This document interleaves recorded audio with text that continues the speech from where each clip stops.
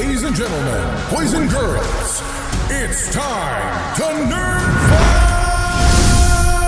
The ultimate showdown where geek culture collides with unfiltered opinions and passionate debates. I'm your host, Mr. Know-It-All, bringing you the latest and greatest from the world of movies, TV shows, and all things nerdy. But hold on to your warp cores because the real captain of this starship is none other than Salty Trekker. So strap in for a wild ride because Lower Decks is back, and we're gonna talk about it, along with Agatha All Along and the Penguin. You don't want to miss it. That means only one thing. It's time to fight. Nerd Fights. Hey, what's up, everybody? Okay, welcome to Nerd Fights. I'm Mr. Know-It-All. That guy over there is Salty Trekker, and we're here to talk about some stuff. Woo! How was your week, sir? Well, I'm still recovering from the surgery, but, you know. But I heard you finally got a night's sleep. That's a good thing. Yes. Last night I overslept a little bit, but yeah, I meant to sleep for, I was going to take like a nap, and I ended up sleeping for like 14 hours. You know? That's how it works, bro. Yeah. That's how, where your body's like, and you're done. Yeah. Like me before the show, I was like, Yes. your body says you're finished. The family has to like get a mirror. Is he alive? You make they're double check. We did actually go. The wife and I actually went somewhere for the first time since the surgery yesterday. Oh, Yeah, we went to see the Venom, The Last Dance, which we were supposed to see last Friday, and we were stupid and bought our tickets on the little app, and then realized, oh, that's the day of the surgery. That ain't gonna happen. True story. No, I can't. So we went yesterday to see the movie. Nice. And so and I'll say this much, if you liked the other two Venom movies, you'll like this movie. If you didn't like the other two Venom movies, then don't bother. It is not a game changer. It is. Yeah. No, I feel you on that one. Yeah. But it's a fun, silly Venom movie. I would prefer to see a serious Venom movie, but nobody has the balls to do that right now. My thing is just give us Spider-Man and Venom. Like, why Sony? Give us Spider-Man, bro. Like, do your thing. Stop being dumb. Well, it's funny because you remember in Spider-Man No Way Home, they teased Eddie Brock in that bar in Mexico. Yes. And when he disappeared at the end of that movie, a little chunk of the symbiote stayed behind. Yeah. And this movie opens up with him reappearing in the same bar in his universe. And which, of course, I do like. They basically hand waved away the whole thing by just having Venom say the multiverses suck and let's move on. Did he really? Yeah. That's the best. Yeah. Oh, it's awesome. But when they leave that bar, he also leaves a little chunk of Venom on the bar in his universe as well. And a little while later, a military general that's on the hunt for these symbiotes actually, and you see it in the trailer where they slam like a little vial on top of the piece of Venom. But after he puts the piece of Venom in the little vial, he says, yeah, these things, they always want to survive. And so I think they're kind of indicating that, yes, that little blob could grow into a full-fledged symbiote. I could totally see that. Yeah. So Sandy asked, are they not allowed to mix Venom and Spidey? No. So they have a unique contract currently, by the way, Stan, with Marvel. Marvel has leased back Spider-Man under exclusivity. Right. So they're the only ones currently allowed to. But they're the ones who produce the Spider-Man movies with Marvel's oversight and guidance and direction. So they're not allowed to do Spider-Man movies without Marvel. Which is why Spider-Man doesn't appear in any of their Spider-Man universe movies, which is so Spider-Man-less. Yeah, it's the Spider-Man universe with no Spider. Imagine if the MCU had no Marvel characters in it. Exactly right. It makes no sense whatsoever to have a Spider universe with no Spider-Man. But however, they can get close to having Spider-Man. Remember Peter Parker. Now, I haven't seen the movie. I tried to watch it, but it really was just so boring. In Madam Web, Ben Parker is a character in Madam Web. Yes. And Peter is apparently born off screen in Madam Web. But they don't say, there's no reference. And so apparently, like 15 years before Spider-Man, there was a whole team of spider chicks running around. Yeah, that nobody remembers. Yeah, everybody seemed to have forgotten them. But and then you have this Craven the Hunter movie, which actually doesn't look that bad. It looks good. I just like, can y'all have just made a really cool guy movie that didn't have any direct, like, why? Because it does look cool. It looks cool according to the trailers. But then again, on some level, Morbius looked interesting by the trailers. Yeah, but I'm thinking about like the fact that the Rhino looks cool in the glimpse that we get of him in the trailer. So He does. He looks legit like the Rhino, or at least a guy who's got the ability to combine somewhat or morph with whatever. Right. He does totally look like that. Creep, stop it. Creep goes, Ryan Reynolds rumored to be working on purchasing Marvel. If Ryan Reynolds had the money, he would. I think he totally would. Yeah, I mean, look at what some of the things that he's turned a baseball team or a football team around. He's turned a gin company around. They just started selling the beer based on the football company. Yeah, and so I absolutely believe that Ryan Reynolds could buy Marvel Studios and make it into a huge success. Absolutely.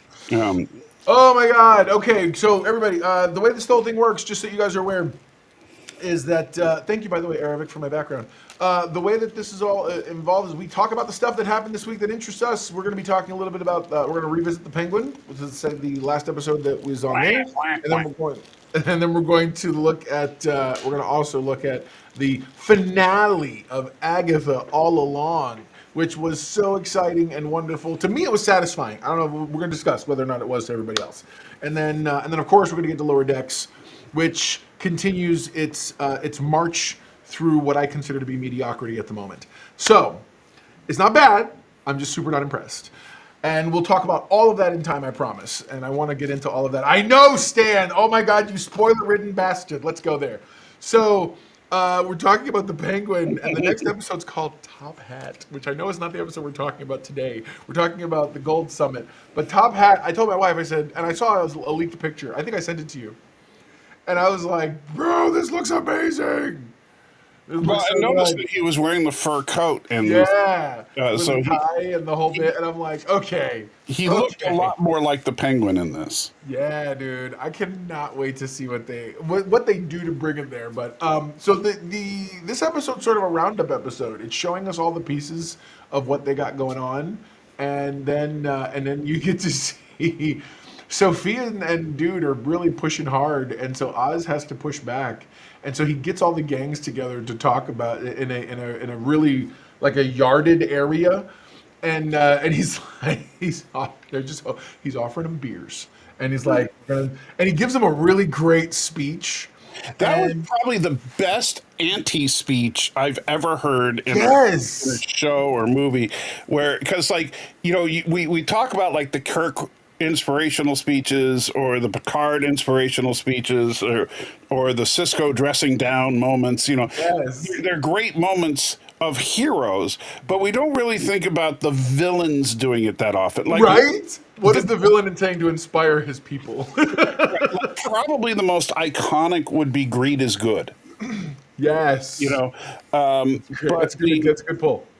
But this was a great speech to motivate the evil troops. Yes, it was. And it did. It did a great job doing that. And Kathleen Kennedy's going to oversee Marvel? Is that what? Yeah, that's what he was saying. We did. Stanley brings up a great moment. We did get so Vic has to solve a problem, and he manages to do his very first cold-blooded unaliving, if you will. Mm-hmm. And what ends up happening is he goes back. He's somewhat shaken. Oz can tell, and then Oz first he gives him a hug, which I thought was very oddly endearing in a weird way, because it felt off. And then he whispers in his ear, and I'm gonna let Stanley. He says, "Don't worry, it gets easier." And I got such a chill. I was like, I paused it. I looked at Mrs. Know-It-All. I was like, oh. Why does that oog me? I'm so grossed out by that. Like, it's so terrible. But at the same, mainly because it's in that counterpoint of a very fatherly moment. Right. You get the feeling Oz genuinely loves Vic, but he's also a sick, twisted killer. Horrible. I'm like, oh, and then he's just like, it gets easier. Oh, bro, why would you do it? Why on earth would you do it? So, yeah. Ugh. Oh, my God. And then, yeah, like you said, the very end.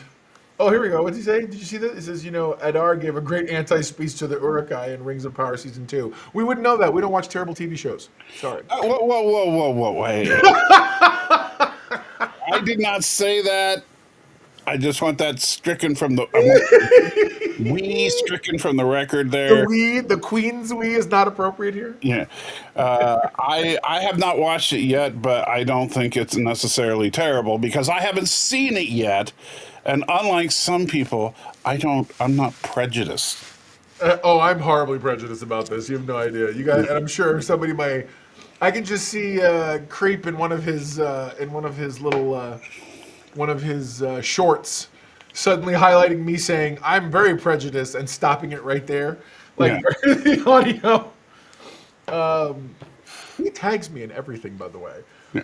And you should have do an AI picture of Mr. Know-It-All skipping through the beach with a bunch of KKK members. That'd be the best AI generated picture. Oh my god! Or get one of them where he pulls it off and it's me underneath the mask. Yeah. What? Oh god! Creep said he's on it. Oh, Thomas goes, I was going to give Mr. Know-It-All $20, but he's a hater. I love all of you. I really do love you guys. Salty, so Stanley was asking, you haven't seen season 1? Rings of Power? Yeah. No, I did see season 1 of Rings of Power. I liked it. I didn't love it. The first 3 episodes, I just couldn't. I couldn't. I'll be real. Real talk right now. No insulting, no nonsense.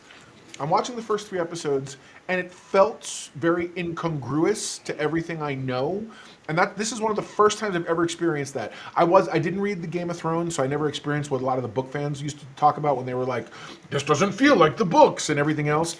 This was my first time ever feeling something like that. And I was like, but this feels like it doesn't feel right. Something's off, and I couldn't tell what it was. And then honestly, things just got in the way. I didn't stop watching it. Life just happened, and I never got back to it. So I probably... I think Thomas sums it up for you pretty well. What did he say? Probably because of the black elf. There's a black elf? I knew there was a mixed Spanish guy elf. And I know that there's a black lady dwarf with a beard and the whole bit, which I'm down for the female dwarves and beards. If you role-played anything, you know that's a deal. That's a thing. But I'm more I don't know, the story just felt off. Mainly because I don't ever remember Galadriel being this important of a character in terms of the organizing and it just it threw me off. You know what's interesting? I actually watched a video the other day, and I wish I remembered who it was by, but they did a really good job. They were deconstructing people like Critical Drinker and others who hate Rings of Power, and he was deconstructing some of what people are saying about it, and then showing when you mentioned Galadriel, one of the things that people complain about is that Galadriel is this regal queen, sorceress type character, not a badass fighter. Right? Oh my God, hold on. Do Stan and I agree on something for once?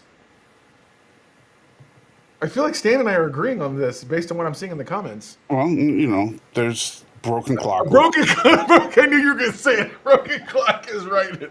That's awesome. Anyway, and so then this person brings out quotes from Tolkien's writings to show that actually, no, if you go back to the earlier history of Middle-earth, Galadriel was a warrior and then became the regal queen-like character that we saw in The Lord of the Rings. Well, and I'm not against it. I just don't remember. So it's not inconsistent with the... Yeah, and that's true, too. She's supposed to be 7 feet tall, but, good luck, And Wolverine's supposed to be 4 feet tall. I get it. Yeah. No, I get it. No, again, I'm not saying... I don't not like it for the reasons other people don't like it. I don't like it because it just felt off to me.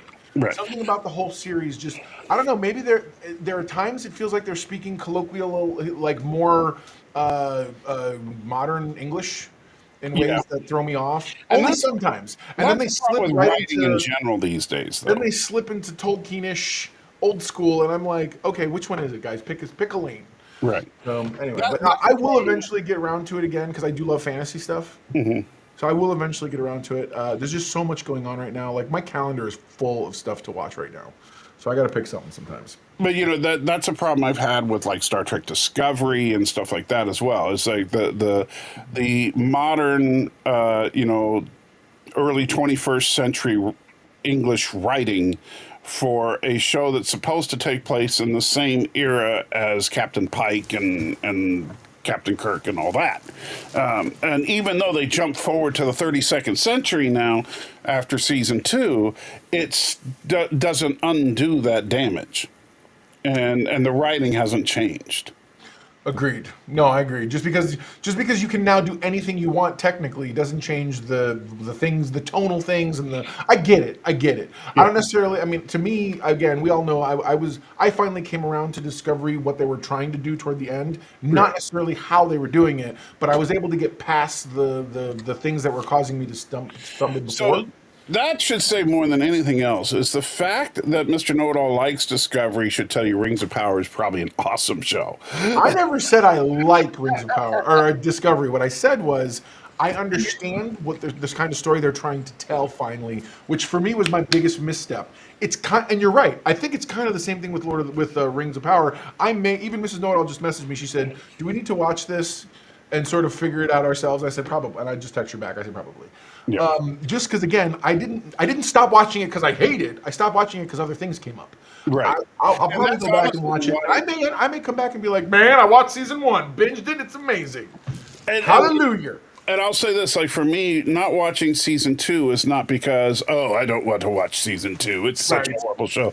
It's that I've got 17,000 things on my plate.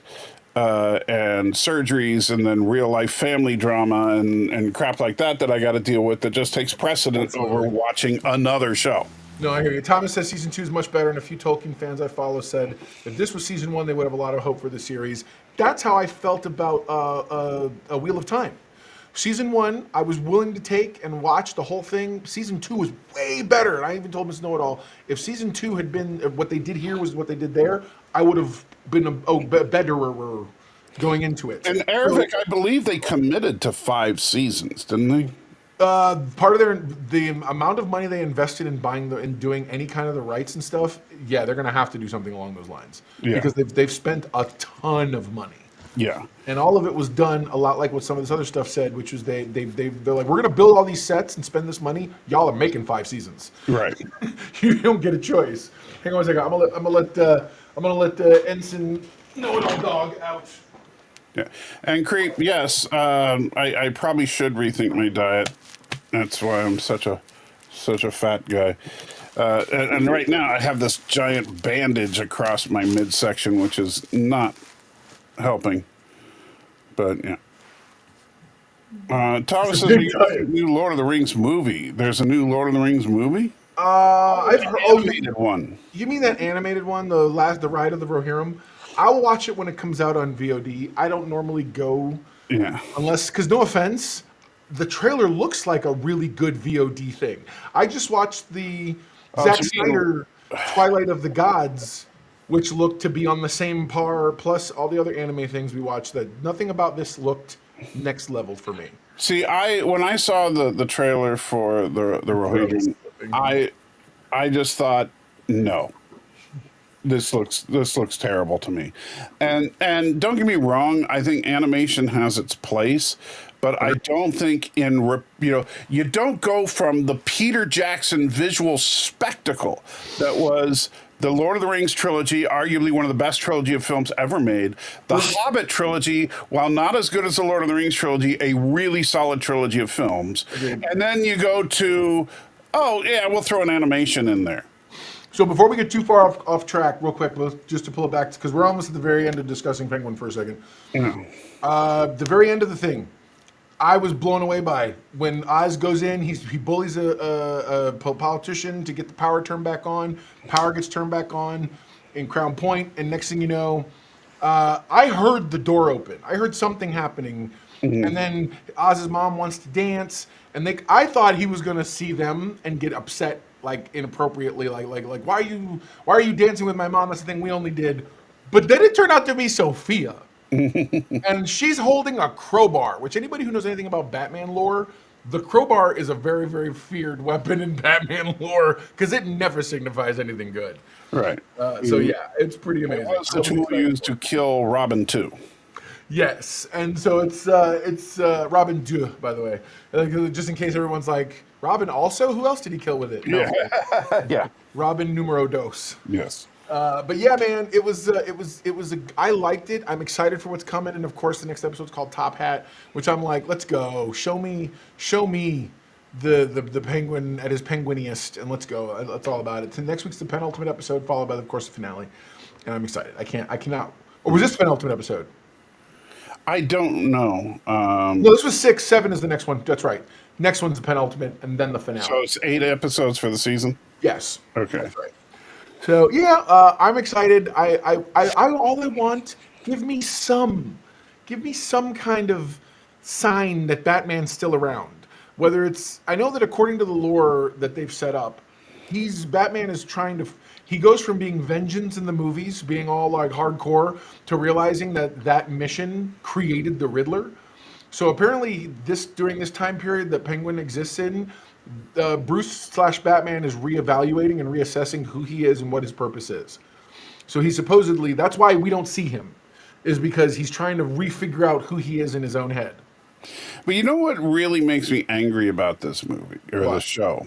And okay, so I will say this: this show helps make The Batman a better film, even though I still don't care for Robert Pattinson's portrayal of Bruce Wayne. There's room for improvement there. Like if they want to say that, in the first one, he was just too hardcore and everything, and he's like lightening up here for the second one, and Bruce Wayne becomes more the playboy persona that he's supposed to be. Fine, but I feel like we saw that journey in the Nolan ones. right. But Bruce Wayne is supposed to be a playboy. This He Bruce is. Wayne No, was he every is. bit as brooding as Batman.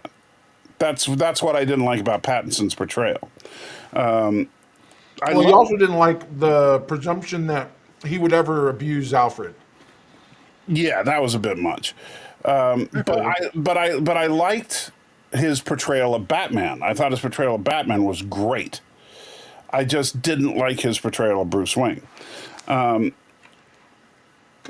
So, I like that this show is improving on that, but it's still, I get really, really angry thinking about the fact that this Batman, this Penguin, this Gotham City has nothing to do with DC movies in general. That there will be another Batman. There will be that we don't know about yet. So that's not Ben Affleck. That's not Robert Pattinson. That's not George Clooney. That's somebody else. There's going to be another Batman introduced along with the new Superman and all that stuff for the films. And I don't want that. Just pick a freaking lane. And this Batman is good enough to continue the DC franchise with. Well, and my whole thing is I feel like he's a wonderful contrast to Corn Sweat Superman they're setting up. Right. And that's how it always should be. Batman should always be dark, gritty, and grounded, and Superman should always be hopeful and almost cartoonishly so. Yes. And I feel like that, I'm with you. I would not mind it. I don't think it'll ever happen because Right. I think James Gunn's going to try to find a Batman that lives more in line. Well, I think we're going to get more of a Batman than Affleck was. By that I mean Affleck looked the most like a comic accurate Batman I've ever seen, and I feel like he's going to go even further to go close. I don't think Batman's going to wear the trunks, but I think he's going to be real close to being like. I wouldn't doubt if he turns out to be like navy blue and dark gray rather than black. Which that's fine, but I'm just saying we don't need another Batman. I hear We've you. had too many Batman character. You could do a multiversal movie just about Batman right now. Hey Thomas, yeah, no, there is in fact this thing known as the DC Cinematic Universe. Yeah. I know he knows. I'm just saying. I'm with you. He's like, oh, is that a thing we hadn't heard?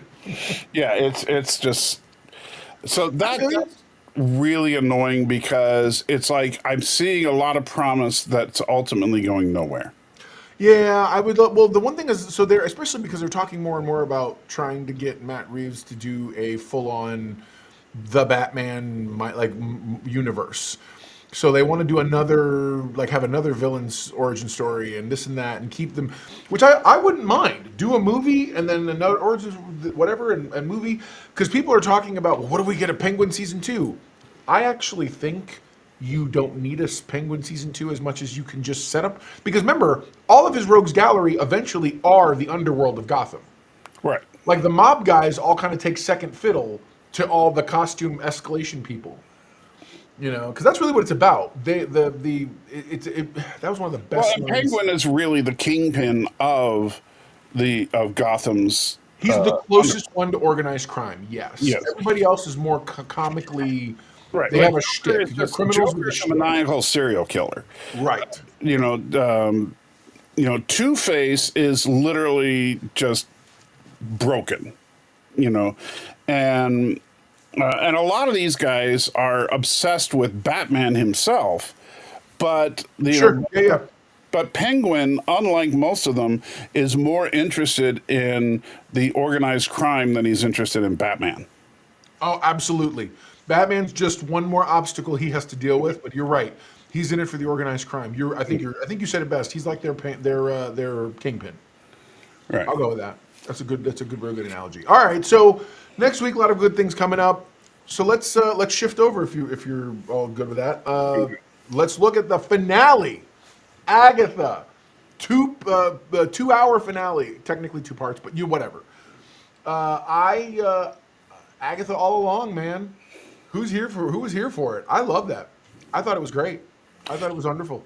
One of Yeah, the I best saw movies your ever. review of it and your gushing along with the wife. So I would have to disagree with you a little bit. Don't get me Run it, man. wrong. Tell me. Okay, I didn't hate it. But was it like this ultimate, awesome, mega warm, fuzzy ending to the series? No, it kind of fizzled to me. I'm with you, Creep. I'd probably give it about a 7. I do think that unfortunately, like there was this really intriguing story building, and then they were like, "Oh crap, we got to end it this week." And Agatha being a ghost doesn't even make sense to me, but whatever. If you're a comic fan, it does make sense, and because she actually ended I that am one. a comic fan, but No, but of the comics, remember we talked a little bit about Agatha's journey. In the comics, she does end up at some point being a living ghost. Which I didn't think they were going to go there. I did think she was going to get the gray hair. I just didn't think it'd be like this. right. But whatever. I still think my ending would have been way better if she had applied for to be Totally. a nanny for the Richards family. That would have been cool. But honestly, did they do all right? Absolutely. They zipped things up in a nice little package, but I think it was a little too nice and a little too quick. So, how did you feel about the revelation that by the way, spoilers if you haven't seen it. I don't know what show you think you're watching because we're totally spoiling all this stuff. Yeah. What did you think about the revelation that it was actually Billy all along who had been the one who created the road, and conversely, that the entire fiction of the Witch's Road had always been a con? Well, the funny thing about that is that literally just lives up to the title of the show. It was Agatha All Along. It was just this whole time, The Witch's Road was just this silly story that Agatha had made up in order to suck up more witches' powers. Yes. And that actually made sense to me, but again, this is where what I didn't like about it all was, so there was no redemption arc for Agatha, nor is she really a clear threat to anybody at the end of this. She's just kind of there. Yeah, her and Billy are on their search for what's his face. for Tommy. Yeah, that's it. Which we all know they've cast a young man as Tommy Oh, did they? I did not know for the that. Young Avengers. Yeah, Yeah, we're well, gonna get Young Avengers whether or not anybody wants it. yeah, and that's another thing that I do not care about at all. No, and this is the one time I got to agree with you. I don't. To me, in the comic books, the Young Avengers always felt derivative to me. It felt like, well, we clearly need something for the younger audience that we could just hand off, blah blah blah. Right. And it had none of. It felt very two dimensional in the comics. It felt very weak and flat.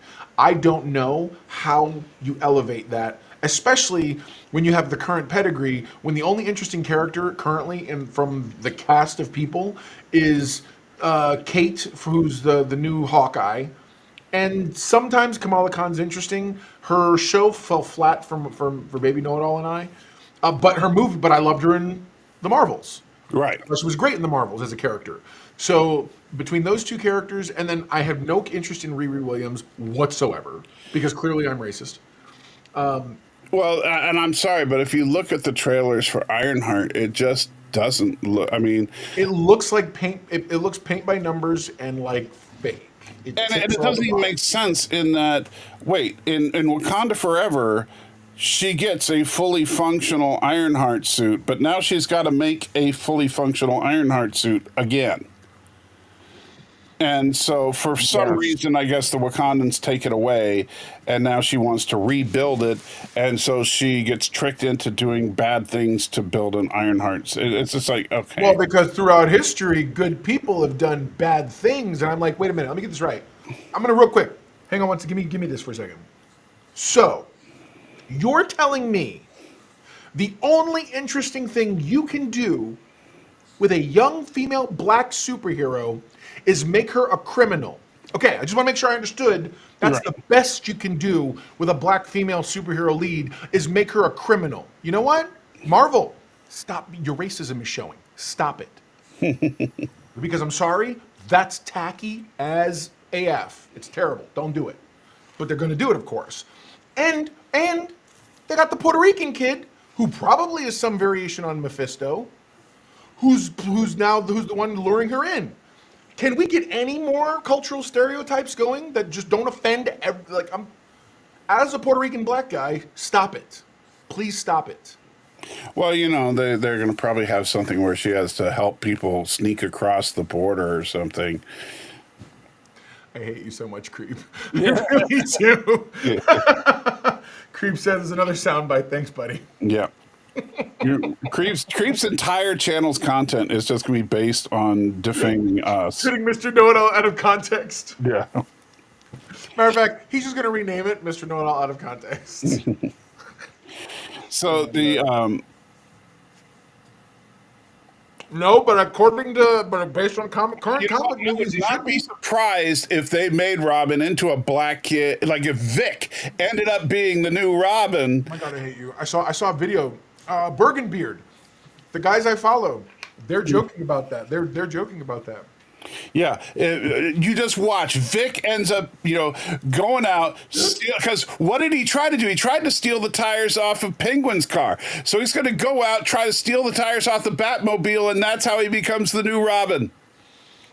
Literally, it's the post-credit scene. Yeah. Oh my God!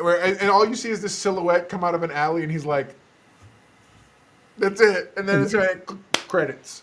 And you're like, "Stop it!" And it'll be like, "What's your name?" And they'll turn around and go, Robin? That's awesome. That is the best. Because think about it, Penguin, Robin. Oh my God, I hate you so much. Shut up. You're the worst. I love it. All right. So, what did you think? Oh, so,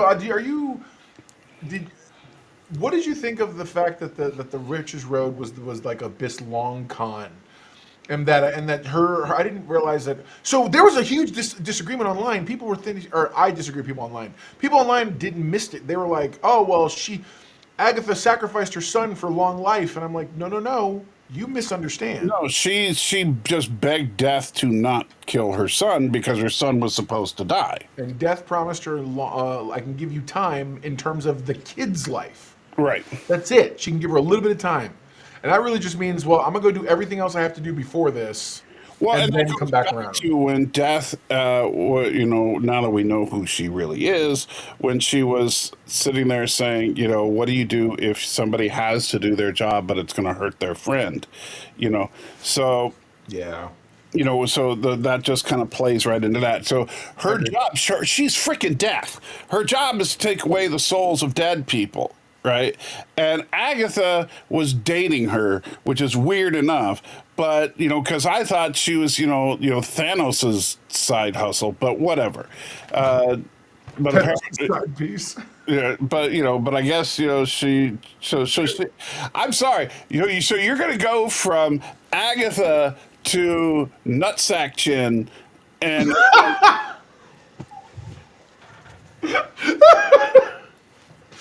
I mean, I don't know, bro. I don't know which is worse. I just say, Down, down, down the road, down the salty road. so Why did we do that song? yeah. Well, somebody didn't want to do a custom intro for our show like they did for their show. I'm working on it.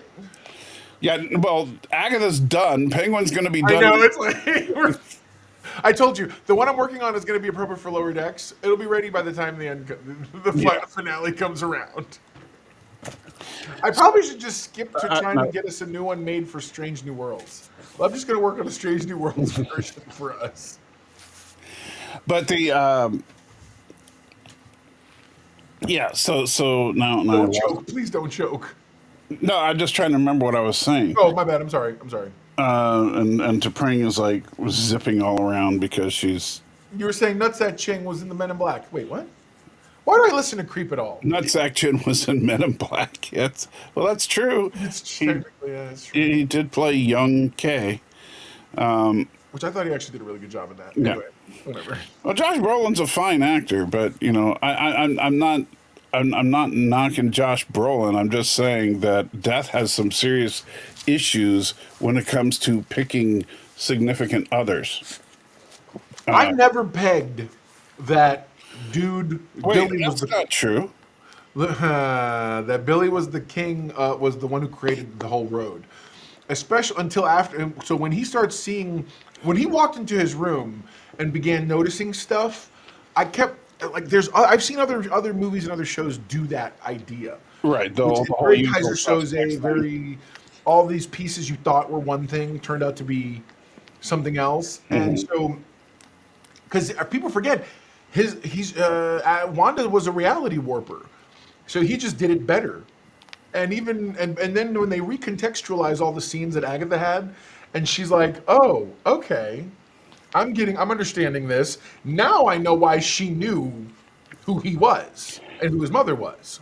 I gotta say this though, is that is so funny that yes, in Men in Black 2 there was the Balchinian, which is what your reference was actually to, Creep, but that Thanos is also called a nutsack chin. Balchinian. You remember the Balchinian? Yes, of course, I remember the Balchinian. Yes, but yes, that's actually kind of funny. Anyway, so Men in Black 2 predicted that Josh Brolin would end up playing. That's right. Yeah, I love Thanos. it. Like The Simpsons, they predict everything. Yes. Anyway, as far as Tommy creating or Billy creating everything, to me, it made it, and that's where that's one of the things I didn't necessarily predict it, but at the same time, I didn't think it was a good revelation because to me, it made it so that, so you're just redoing WandaVision. That I don't see. I feel like that's such a limited base way of looking at it. It's a base way of looking at it. Go on in, Captain Jeller. Hey, Captain. So how do you define it being a base way of looking at it? Well, because I feel like that's like on its everything is some derivative of another story of some sort. If anything, it feels like it's the George Lucas way of doing it. It's like poetry. It feels like it comes in and out, over and out. It's this whole poetry idea of okay, he's mirroring his mother's actions. But he's not even a real person. But he is in that she created him. which makes no sense. No, it totally does. We talked about it last week. He gave him his. She used his. She used the Mind Stone power, so to speak, the same way she gave that Vision his own life, and then and whatnot. They were able to turn theirs into a. Yes, but Vision had no substance. Neither did Tommy and Billy in WandaVision. Okay, hold on. This is fair. This is a fair point of conversation. Thomas S. I was expecting something on how she got the Darkhold and the Sinister Seven were not much of a threat. I absolutely agree with you, especially. Sinister Six were complete. How do you reconcile the It was the Salem Seven. That's what it was. Right. How do you reconcile the scene where she looks in the baby pram and sees the Darkhold?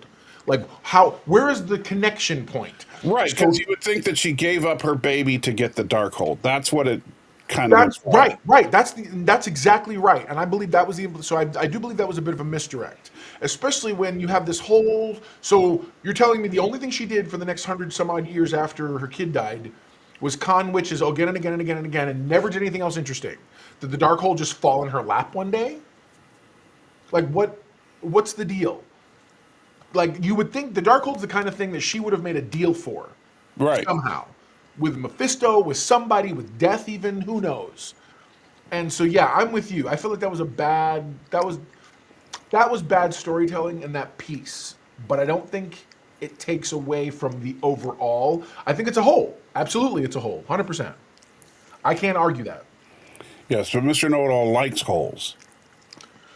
You're so weird. You're so Mrs. Know-It-All says, there's your season 2. That's how you do season 2 of Agatha. Have them figure. Well, I don't know, because they're implying that there's going to be that they're looking for Tommy, but Tommy's supposed to be part of the Young Avengers, and we're supposed to be getting Young Avengers. So I don't know what the deal is. Well, I mean, my understanding was that this was season 2. This is season 2 of the WandaVision universe, if you will. And so, yes, season 1 is WandaVision, season 2 is Agatha All Along, season 3 is Vision Quest, which, we don't know much about at this point. Right.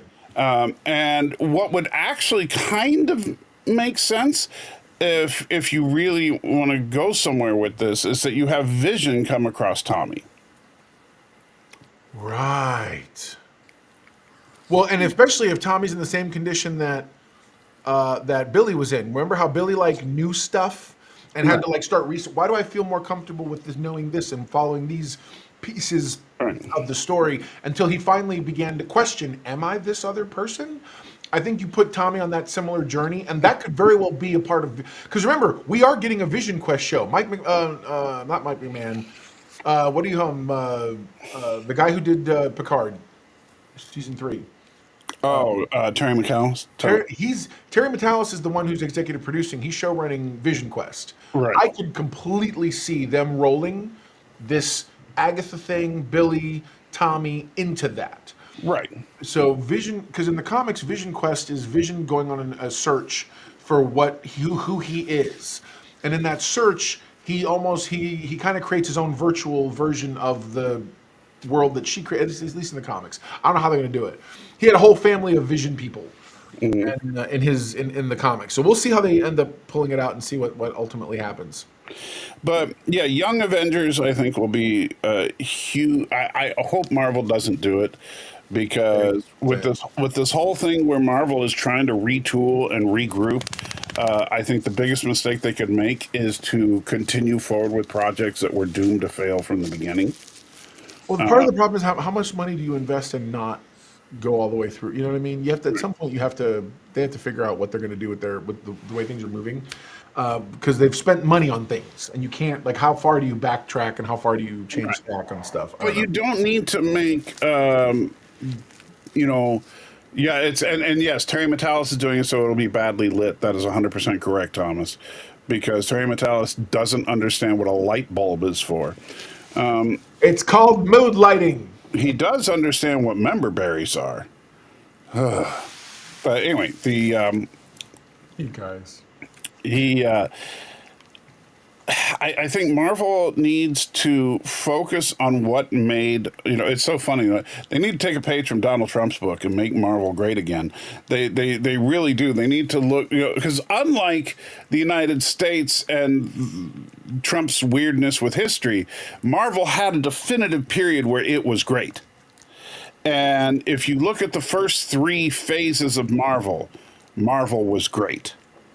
And then it just kind of train wrecked, right? Well, because they've lost their patience. Well, not only they lost their patience, but I think a big problem is that they started sacrificing story for messaging. They started trying to push more and more. We need diversification. We need LGBTQIAA+. Those are directives from on high. It doesn't matter where it came from. I'm saying, if we look at the symptoms, what was present in Marvel during the train wreck that wasn't present in Marvel prior to the train wreck? You had the thing is, hold on, but what about, like, no offense, Secret Invasion was just written badly. It had nothing to do with diversity. But you had the entire studio was moving in one direction in the first 3 phases. That's number one. That Kevin Feige had a full picture of, maybe not the absolute, how it's going to end, but they knew where it was going. They knew all roads led to Thanos, and that they were eventually bringing it together for a massive Infinity War type event. But then with, when they started talking about multiverses and the Kang, as soon as they started talking about the Kang Dynasty, a lot of people were like, "Huh? Why?" Because is Kang a serious threat in the comics? Sure. Is Kang one of those villains like Thanos that is like, oh yeah? No, I don't think so. I think Thanos is the bull in the china shop. Yeah. Whereas Kang was a very cerebral villain in the comics, which made little sense to me. Well, and the thing is, if you're going to go with that type of a villain, a thinking villain, then you needed to go with Doom. Going with Kang, 100%. 100% agree with you. Yeah, Kang made no sense whatsoever as their choice for the next big bad. Yeah, Doom, no offense, Kang should have been a thing like Ultron. He's there, you experience him, you get the story of it, and move on with it. But you're right, Doom should have been all day long. Doom should have been the plan. Right. And I still don't understand, like, it still feels like they are insanely rushing into Secret Wars. No, Planet X, you did not miss it. We're actually about to get into it right after this. So keep sticking around for a little longer. We will get into all that. Into the Agatha stuff. We're talking Marvel in general right now. But they really rushed into Secret Wars, it feels like, because there's not enough... I agree, Creep. I think it must be Creeps. It must be this time on the clock, because Creeps absolutely right. Yeah. I never liked Kang as a villain in the comics either. Yeah, I always thought he was boring too. So right on, sir. Yeah, but but Doom is freaking off the hook, one of the best comic book villains of all time. Period. No, the guy talks about himself in the third person, and he doesn't sound like a fool doing it. Right. Like, he sounds dead serious and scary. And the thing is, he's as smart as Reed Richards. Very. He's technically adaptive as Tony Stark, and he's as spiritually aware as Doctor Strange, all in one package. And he has time travel. An entire country. He has time travel figured out. Always has. He doesn't do it and nor doesn't share it because he keeps it under wraps because it's dangerous. Like, that's how awesome he is. He's like, oh yeah, time travel? Yeah, I got this thing over there, time stage. We could literally use that thing. Why don't you use it? Are you crazy? And think about this, Doom's, because one of the things people thought was brilliant about Thanos was that Thanos, especially in Infinity War, didn't feel like he was evil. He was just misguided. Right. He wanted to help the universe in his own horrible way. Yeah, but his methodology was horrifically bad. Doom literally wants to take over the world because he knows, not just thinks, he knows with absolute certainty that the only way that the Earth thrives in the future is if Doom takes over. It's true. It's 100% true. And my favorite thing is when he talks about his with Latveria, and he's like, every single night, people in Latveria, they say their prayers to whatever god they want to say it to, but before they close their eyes, they thank Doom. Yeah. Yeah, and I'm like, oh my god. And Latvians love him. They do. He treats them right. He's Yeah, not a despot. He no, just wants to be. dictator. You will adore me and you will obey me. But Yeah. other than that, live your life, man. Yeah, he is an absolute dictator, but he is actually an experiment in what is a benevolent dictator, you know, and so Doom. Absolutely, you can ask all sorts of questions when it comes to Doom. You can have all sorts of interesting stories when it comes to Doom, and Doom can take on anybody in the MCU. Oh my god, he has. Yeah, He has. He's taken on Thanos in the MCU. he's taking on the Beyonders. You know, so Arvik, great analogy. Kind of like the Dominion. The Dominion will let you do whatever they're like, cool. You want to do your thing? Cool. yes, as long as you don't break one of their rules and the Jem'Hadar show up and annihilate you. Yeah, and when we say jump, you best ask how high, period. You do that, you let us take our resources we want. Thank you so much, Planet X. You're the best. We appreciate you always. Except that you're not supposed to give him money. It's just... Oh, Thomas. I think that's what we got going on right now. What are you talking about? I'd say Doom and Richards. What a ticket that would be. That'd be awesome. Oh my god. But yeah, so I think that, but also just rushing, like honestly, here's where I think the next big Avengers thing should, like what we should be moving towards is like Secret Wars should be at least 10 years away right now. Right now, it should be 10 years away. Not next year. No, Doom is next year. Secret Wars is 2026. Yeah, but Doom is just part one of Secret Wars. Oh yeah, kind of like how Infinity War. Yeah, and, so they're rushing too much. In my opinion, what they should be doing is like I would say the next big Avengers event should be. And honestly, the right name would be Doomsday, even though it wouldn't involve Doctor Doom. It would involve apostrophe, but with an apostrophe. Yeah, it would involve Galactus, and because what you do is you're going to bring in the Fantastic Four. You have the Fantastic Four taking on Galactus. Galactus, and I don't know how they're planning on doing it with the, since I know we know the Fantastic Four is in another universe, and somehow they end up in the 616. I would say the Galactus destroys that Earth. The Fantastic Four come back to the 616 Earth, and then that movie ends with Galactus landing on Earth, and then you have an Avengers movie. Could it be an incursion?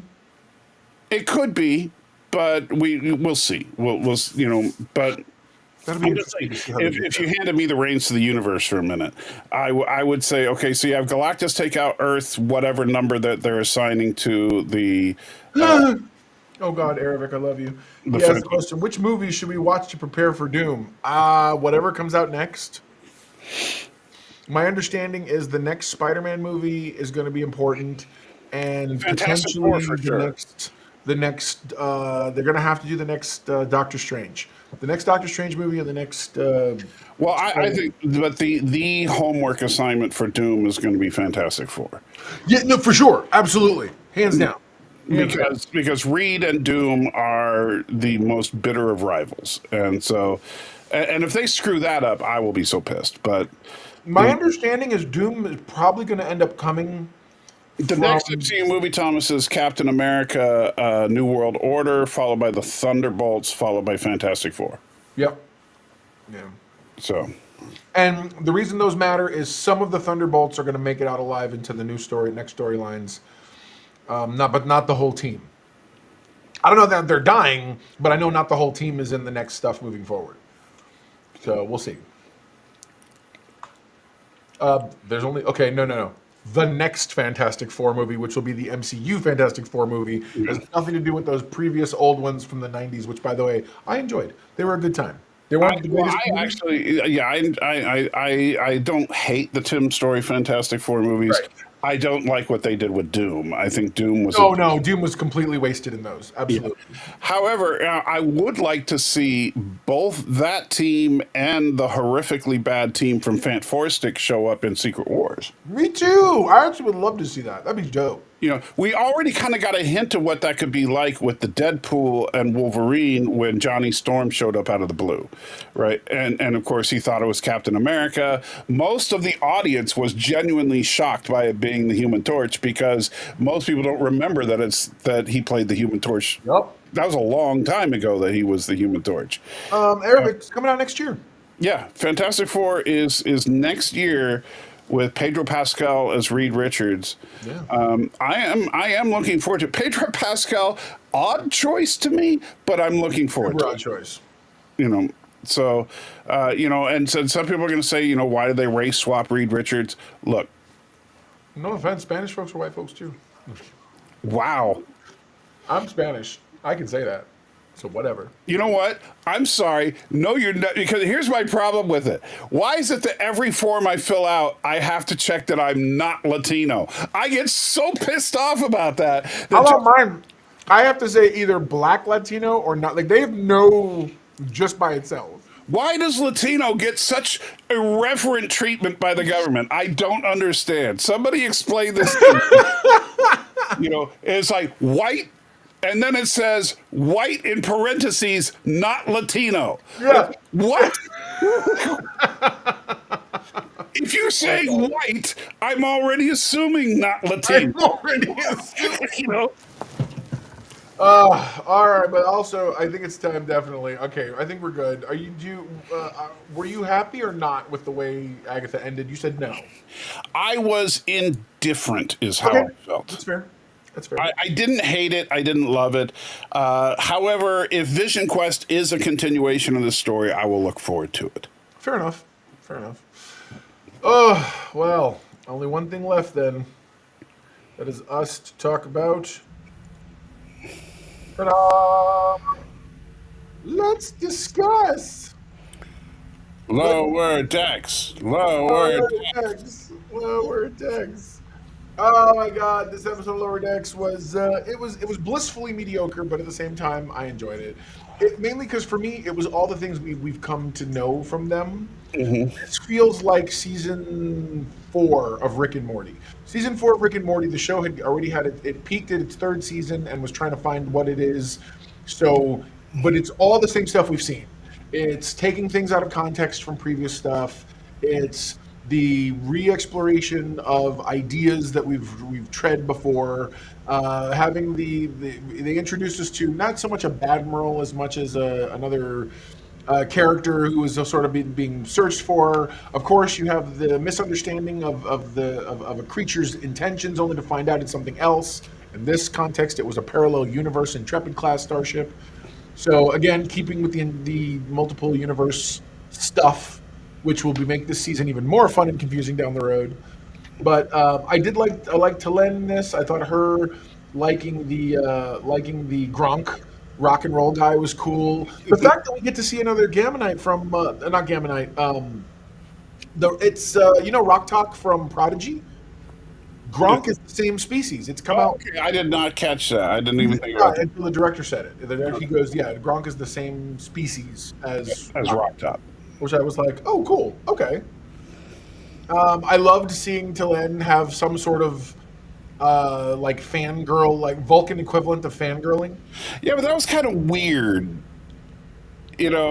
Just a little weird in that she's like, no, I will save this in case I need to study linguistics later. And it's like, really? Okay. I love the fact she knows how to jam out. What do you think how they solved that problem, by the way? Which part? The acoustics being what broke up that silver thingy. I'm trying to no. They were inside the giant D20, and they used the little instrument, the vibe, to shatter it. Yeah. By the way, am I the only person that caught what the D20 was? I thought I caught it. What do you mean? What did you say it was? It's a D20. No. Okay, then clearly I didn't. Go on. It's the exact same shape that the Kelvins used to reduce everybody down into. Yeah, remember when they? Oh my God, that's right. That's a good pull, sir. Yeah, so I don't bet you that's what it was intended as, but I just I was like, oh, that's the Kelvins. But anyway. Oh my God. Arabic says, well, she is an atypical Vulcan. That's why she was kicked off of her Vulcan ship. Yes, for her emotional outbursts, which I did love that. That was, I'll give you that. I did love the fact Thomas is right. At least it wasn't Beastie Boys music. That's fair. 100%. I totally could have seen them making that joke. I'm glad they didn't also, by the way. Yes. I would have been like, really, guys? Really? But not just Beastie Boys music. The song Sabotage. Sabotage, yeah. Oh, I hate that. You know, the Beastie Boys, somebody explain to me how the Beastie Boys became a thing. Because they became the definitive, like, Earth past music that everyone loves. Yeah, but they're like the worst band in the history of music. They're so bad. It's literally sounds like some idiots from high school just grabbing a mic. I don't know what to say anymore, so I'm just gonna scream like I'm just a whore. You know, and it's like that's music to them. That's a Beastie Boys track right there. That could be. I mean, it's not. I just made. I actually thought it was a new single you just started singing. I don't know. But yeah, I don't understand why this talentless group that has no rhythm, that has no musical ability whatsoever, became this iconic thing. So that by the 23rd century, they're considered classical music. It was AI artists before AI artists. By that I mean. They're like, look, we can do a thing. We're artists. It was like, no, you're just, okay, fine. Although I will say their best thing that they ever did was when they were on Futurama. Did you see? Yeah. And they actually tried to sing part of one of their songs, and it was so bad. That's awesome. But yeah. No, totally. They tried to sing Sabotage. I don't know if you remember that, but yeah. It was. I watched it. Yeah. But yeah, so. Anyway, thank you, Thomas, for bringing us down Beastie Boys memory road. Anyway, no, I thought that overall the episode was good. It was not great, and they're playing it a little safe so far this season. Very safe. Very safe. And Planet X says, I like how they use Steppenwolf a la First Contact for Zephyr Cochrane's ship in the earlier season. Agreed. Good. That was a good callback needle drop. Good call. Absolutely agree with that. But I also, I'm really curious because remember, in the last season, they had the whole thing with, oh gosh, now I can't believe I'm forgetting his name, Tom Paris's doppelganger. Oh yeah, I didn't know about the kid who from the. It was played by Robert Duncan McNeil, right? But they had him capturing vessels through the entire season. Until we found out this whole big thing at the end, which I actually thought was kind of cool. We keep having these fissures opening up to other universes, and so we have. What if they're just doing all good things, and at the very end, it's going to be they have to create the fissures there at the beginning, at the end, which end up causing everything they've been through this season. That sounds like the kind of that could be like McMahon. What would be funny though is if they actually they had to get Picard to do it. Bro, right? Yeah. Like they had Wesley to cameo as his time travel crazy Wesley Doctor Who version. Yeah, they have to get Picard from All Good Things to cause these fissures. God, brilliant. Now, we do know that Tawny Newsome, who plays Beckett, is right now developing a live-action comedic Star Trek series. And so, now, is this going to be a continuation of Lower Decks, where she's playing Beckett, or is she playing a totally new role?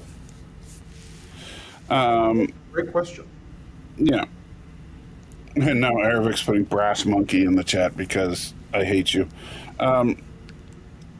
Look, the Beastie Boys... That funky monkey. There's no such thing as a good Beastie Boys song. Stop it. There totally is. Cut it out. Name one. Hello, Brass Monkey was brilliant.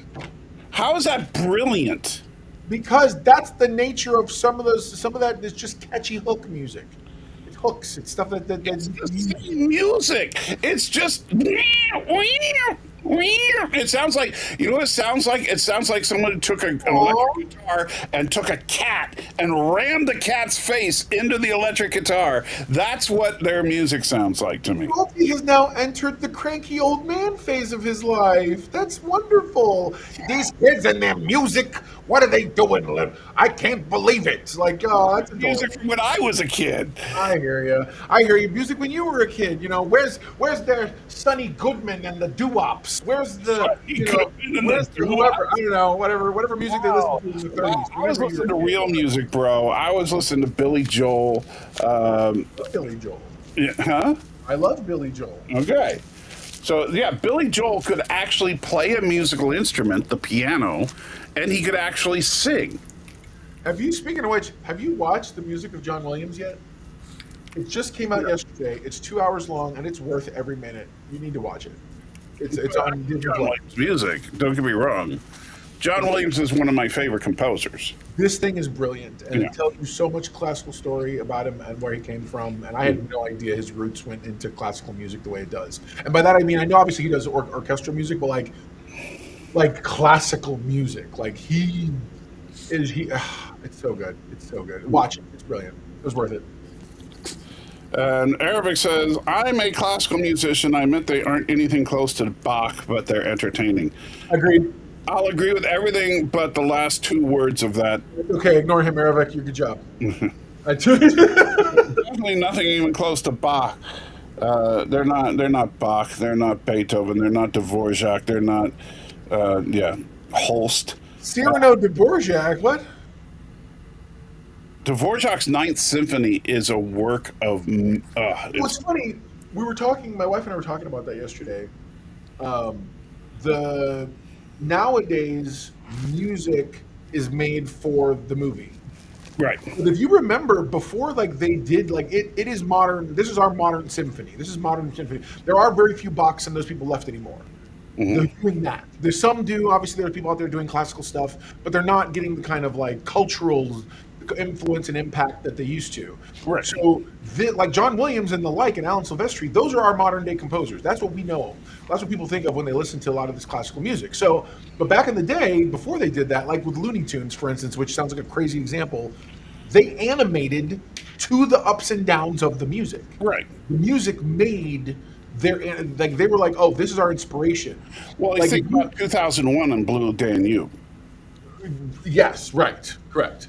And so if you take this idea of I was talking to Ms. Know-It-All about it. I said if you take if you take anything from John Williams and you remove the movie, if one day an EM pulse destroys all media and all you have is the paper of John Williams music, someone could sit there and you could create a story just from how the music ups and downs and goes and flows and everything else in real life. And I think that's brilliant in terms of how he was doing. The guy was amazing. But now Williams is not alone in that, because James Horner and some of his, if you look, you can listen to the entire suite of Star Trek II, and it tells the entire story of Star Trek II. Absolutely, agreed.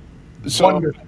I do think that these composers that do modern movies and do it well, that take it seriously, like Horner, like Williams. They are the equivalent of a modern day Beethoven, Bach. They are creating a symphony. It's just the symphony is around an extremely specific story, as opposed to a more generalized story that they would tell through music in the past, because they didn't have the visuals. Agreed. No, I agree. Absolutely. But the back to Lower Decks for a minute. All right. Yes, please go ahead. Because Lower Decks doesn't really do that much. No, they don't. And by the way, Arabic saying favorite Williams music was Jurassic Park. You're an idiot. But I don't agree. Hold on. I don't agree with him. I want to show that right now. No, don't get me wrong. I'm not saying Jurassic Park is bad, but it cannot hold a candle to the Raiders of the Lost Ark March or the entire Star Wars saga. I'm sorry. Aside from the Star Wars fanfare, the only other most recognizable thing out there that, as far as I'm concerned, is Superman. When that starts, Raiders of the Lost Ark is brilliant. oh, agreed. But Superman was. But you notice how like we all have a favorite like John Williams thing that we're like, this is the best. That's the best. Who else's music is? And the thing is, I was of age when these movies came out. When I saw Superman in theaters, Star Wars in totally. theaters, I know. Raiders of the Lost Ark in theaters. I get it. And, but all three of those movies, Superman, Raiders, and Star Wars, all had Williams at his absolute peak doing the soundtracks. Icon. Oh, Eric. E.T. is coming in with the shots fired. I don't think it's better than Raiders, but it's another great soundtrack. Yeah. Close Encounters of the Third Kind, another great soundtrack. Jaws, a great soundtrack, even though that was an earlier one that didn't have the budget of later ones that he did, and it shows. But another great soundtrack. But yeah, Williams at his peak, I think, was one of the best composers of the 20th century. I absolutely agree, hands down. Yeah. Anyway, so where is Lower Decks going is the real question. Are they heading towards some kind of big multiversal thing? I do like that last week, Beckett said that multiverses are totally hack. Yeah. But that seems to be what they're doing. So they've always been a little self-deprecating like that, so that makes sense. Yeah. And Ben One Eye just now joining us, so now we can actually get started. Now the show can start. Yes. That's awesome. That's all we've been waiting for, apparently. So yeah. So again, we know that Garrett Wang's still coming. I'm enjoying it. I just don't see it as being. Oh my God! Yes, absolutely. We'll talk about that in a minute. I do want to talk about the Skeleton Crew trailer. Oh, so do I. It was real. I enjoyed it. But Lower Decks. They're doing what Lower Decks does. I just wish they'd go out on a higher note. A lot of this feels one note. Like it feels like we've been. It feels like territory we've trod before. Mm-hmm. So I don't know. We'll see. So. Yeah, I'm curious to see where it's going, but have they really knocked it out of the park with anything yet? Not yet.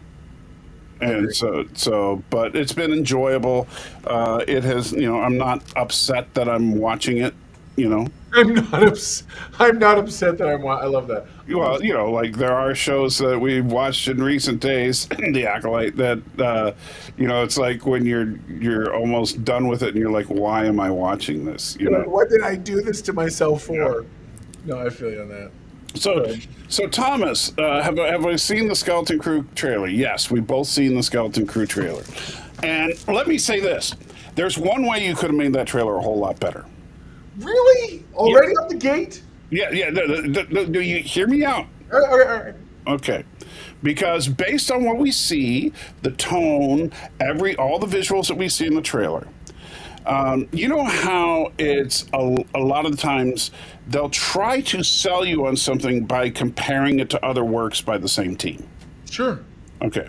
So they absolutely should have done this. They should have said, from the studio that brought you the Ewok Adventure. I hate you so much. That brought you Jar Jar Binks. That brought you the Star Wars Holiday Special. Comes the next step in Star Wars for kids. Skeleton Crew. But it's not Star Wars for kids necessarily. Would you have said that Goonies was No! What? Did you not watch the trailer? Well, yeah, but then you're right. Then the only people who should have ever gone to see E.T. was 12-year-olds, or the only people who should have ever gone to go see Goonies was kids. First of all, look, I'm not talking about E.T. and Goonies, and E.T. But I'm saying that's the vibe they're going for. They're going for that same. They're going for that. Yeah, and E.T. was one line away from a G rating. Yeah, because back then they added the penis breath line just to get the PG rating. Yeah, that's terrible. But no, I'm sorry, but Star Wars doesn't need to be kids Star Wars, just like Star Trek doesn't need to be kids Star Trek. That's but not everything has to be for everyone either. Huh? Not everything has to be for everyone either. Not everything. The Andor isn't for everybody. Well, yeah, Andor is for people who hate Star Wars. And that's just ignorant. I'm not even going to dignify that with Okay, I'm sorry. I shouldn't say the people that hate Star Wars. It's for people that want justification that the Empire did nothing wrong. And I don't feel that way at all. If anything, I feel like it actually shows all the ways in which the Empire did do wrong and caused people to have to become and turn into a certain way. That's because you're a liberal. What? How is that even going to do in politics? I'm just talking about good storytelling. But the problem is, okay, Andor in isolation is good storytelling. Andor, and I think there's going to be a problem with Skeleton Crew as well, and others, is that it's not in isolation. It is a part of a larger franchise, and it doesn't mesh with the rest of the franchise because it contradicts and the rest of the franchise, and it also legitimizes the government that is the Empire at the time of Andor. Well, I ever since you had that big argument where you wanted to defend the Empire and its position being all wonderful, I don't, okay. I didn't say it's all wonderful, but I said that you just want to be contrary, so that's fine. No, I'm just speaking from facts. What facts? What facts are you talking about? You want to make a point by arguing for and endorsing? I did make a point. You just refuse to acknowledge it, or you say, "Well, yeah, that's true, but I don't care." What are you talking about? I don't agree at all with what you said. Okay, so Andor establishes that the rebels are, in fact, a terrorist organization that is trying to sow discontent among the people against a benevolent leadership. What show are you watching, bro? That never's the case. Really? Not the moment. So you're right. So the attack. The moment he has to sneak home. Oh, you mean sneak home after committing murder? No, I'm talking about prior to that. He sneaks home first, and then has to deal with the stuff he deals with. But at the end of the day, it's like that's never the case. They talk about how sneak home before the murder. The murder is the first episode. How the Empire took over the shipyards. They've talked literally. They give you case after case after case for why the Empire sucks. The problem is everybody thought like you do and didn't want to raise up and fight. So people had to sit here and say, someone has to let them see what they're really about. And since everyone's okay with being slowly boiled in water, we're going to have to turn up the heat for them to get them to understand by attacking the things the Empire cares about. And then the Empire is going to come in and start bullying everybody. And that's exactly what happened. So what they did was force the Empire to tip its hand, its fascistic hand. So you think that people should commit terrorist acts against the United States government then? What in the world are you talking? I'm not even. Are we gonna have a real conversation? Or are you just being a dick to be a dick? Because no. Hear me out. You're not having a nerd fight anymore. You're just being an asshole. What you're saying. None of what you said is right, and none of what you said is what I said. Because what you are saying is that we all know that the Empire is really super secretly evil, even though super secretly. Everybody's doing well. You have freedom of travel. Doing well? Yes. Said who? Says the lack of anybody struggling at the beginning of Andor. No, everybody's struggling. What show were you? The only people that are struggling are the people on Andor's home planet. And by the way, because everybody in the Outer Ring is being treated like a slave labor world. No, they're not. They're being ignored. They're not even a part of the Empire. If you have resources, the Empire takes them and doesn't ask you why they want them. They're literally changing rules and going. That whole committee with the white suits, their job is logistics, which means these people have a thing we want. Go to send your people there to take it. They're doing that the entire time. The Empire is like Latveria and the Dominion. Okay, now, Eric, I think you're connecting dots. I don't think that's the case at all. I think you're completely right. Whatever. Mr. Know-It-All just hates when he's wrong, and I understand that. I'm wrong. I hate when you make baseless accusations that I'm sitting here going, that's not the show anybody watched. if you look at this, if Talking you about. look at Star Wars in chronological order, and you actually try to objectively and dispassionately examine it, what do you find? You find that the Jedi are a cult that kidnap children, indoctrinate them into their belief system, convince them that the Empire is somehow evil. Meanwhile, you have certain people who are working in the political, radicals in the political realm, who are trying to sow dissension and disorder throughout a peaceful republic and then later empire. And this all builds to a culmination where terrorists attack, destroy a facility. They declare martial law because they felt like they didn't have any other choice, which is exactly what the terrorists wanted all along in order to get more people to join the terrorist organization. And the simple fact that they knowingly, and this is not up for debate. This is in the freaking dialogue. They knowingly caused destroyed a military installation specifically just to create a government clampdown. Look, if people suddenly, and the reason I compared to the United States, if a group of people suddenly started blowing up military installations in the United States, then chances are you'd get a lot of security lockdown real quick. Just like we still to this day suffer the repercussions whenever you go to an airport because of what happened on 9/11. And so if the government needs to clamp down in order to control the terrorist threat, and that gets more people to be disenfranchised with the government, and that grows their cause, and eventually it creates a war, which we see in the first three films. But since we got it out of chronological order, when we saw the first three films, we were just told that the Empire is evil and the rebels are good. But, and this is also interesting, post-war, when we go to the era of the Mandalorian, we actually, and I actually really thought this was an interesting statement about all this, is that when you had the Imperial remnants on Navarro, and one of them was saying, you do realize that in every measurable sense, life was better under the Empire.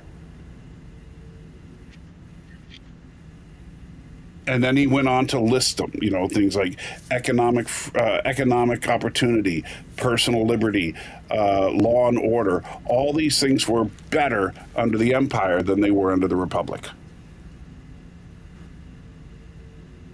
And you're just not going to say anything. I don't care anymore.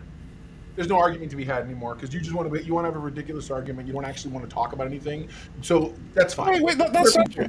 I'm trying to get you to counter those specific points. Well, the thing is because there's nothing to counter. You constantly want to take the point of position pro-empire. I have no argument for that. Not to mention you have Thomas over here who wants to talk about real life politics, and I have no interest in that. I don't know what Thomas. I watch my TV to escape these things, and at the end of the day, I don't see it that way. What I see people who had to fight because someone says in a line of dialogue, and by the way, that person you're mentioning isn't the most dependable, I would say, narrator in the world to sit here and go, everything was better. That's like saying, well then let's look at if we're gonna get this deep into it, let's go straight to the core of what you believe caused all of this. It's Ryan Johnson all day long. Who cares? Sure. Fine. And you know what? The thing is, this is a moot argument because this isn't the kind of fight I want to have because it's stupid. Because at the end of the day, I disagree patently. I could sit here and have the same argument, but all you want to do is argue your point anyway. You don't actually want to hear my argument, my side. No, I do, but you see, here's my problem. And Aravic, you're absolutely correct. I'm not pro-empire. I'm playing devil's advocate because this, and this is one of my problems with, is that you have the original trilogy of Star Wars, which I think is absolutely, talking outside of the universe right now. The original trilogy of Star Wars, absolutely brilliant trilogy of films. One of the best of all time. Then, ever since then, in order to kind of try to make things a little more interesting, they've tried to push the legitimacy side of the Empire a little bit here and there, and maybe show that the Jedi aren't perfect. And tension. Huh? Don't get me wrong, I get it, but at the same time, because the thing is, dramatic tension says this: there were people, just like in Nazi Germany, there were people on this Death Star who were legitimately conscripted soldiers who were just the guy sweeping the Right. yard or whatever, sweeping this, whatever the floor, whatever the hell, or flushing the toilets or whatever they are. Not everybody is a stormtrooper. There were quote unquote innocent people who are guilty by association, Right. obviously. The janitors, And I don't mind that conversation ever. I'm like, hey, you know what? I get it. There are people who are sitting here going, I either go along or my family. I don't have the ability or capability to stand up. That's right, you don't.